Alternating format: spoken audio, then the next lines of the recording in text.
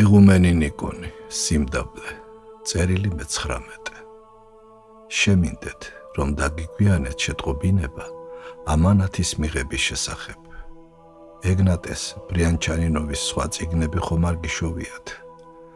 ეგნატეს გარეშე ძველი მამების გაგება, მეტადრე კი საკუთარ თავთან მათ იმისა დაგება თითქმის შეუძლებელია. ამას ყველა საკუთარი მწარე გამოცდილებით შეიტყობს.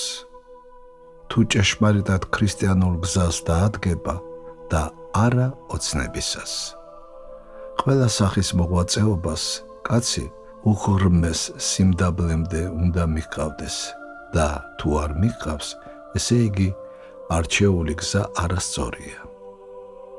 გზის დასაწყისში ადამიანმა კაცთა შორის ცხოვრება უნდა აირჩიოს, თუ მას აქვს ასეთი არჩევანი და მათგან სხვადასხვა განსაცდელები გადაიტანოს. ამის მეშვეობით კი საკუთარი უძლურებები შეიცნოს და დამტაბლდეს. შემდეგ ნაწილობრივ კი ამასთან ერთადაც კაცი თავის დაცემასაც აცნობიერებს და საკუთარი თავისადმი ყურადღებებისა და თავის იძულების გზით სწავლობს, თუ როგორ იმოქმედოს, ილაპარაკოს, იაზროვნოს, იგრძნოს სახარებისეულად. ამასთან ნებისმიერ შემთხვევაში თავი უნდა ვაიძულოთ, რომ მუდმივად ან რაც შეიძლება ხშირად ვილოცოთ, რადგან ლოცვით შეგვიძლია გამოვითხოვოთ ცოდვების მიტევება და შეწევნაც ჩვენში არსებული ცოდვების წინააღმდეგ ბრძოლაში. განმარტოება ცოდვებსა და ვნებებს აძინებს, ატყუებს ადამიანს.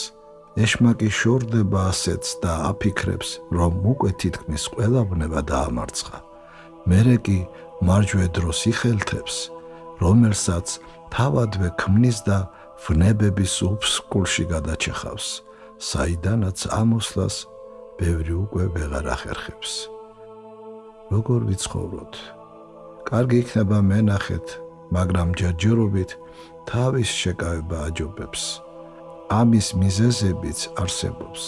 ნუ გავუშვებთ ხელიდან კარგი წიგნების შეძენის შესაძლებლობას. გახსოვდეთ, რომ ყველა გარემოებაში, ნებისმიერ გარეგან თუ შინაგან პირობებში მიზანს მრავალი მწუხარებით, მოთმინებით, თავის იძულებით, ვიწრო ბჭეში შეტევით, ძნელი გზით სულით მივაღწევთ. სხვა გზა არ არსებობს. ის აზრი, რომ სხვა გარეგან გარემოებებში შესაძლოა უფრო გაგვიადვილდეს ცხოვრება, მცდარია, ეშმაკისგანაა. მოთმინებითა თქვენითა მოიპოვეთ და სხვა. 1959 წლის 25 მარტი.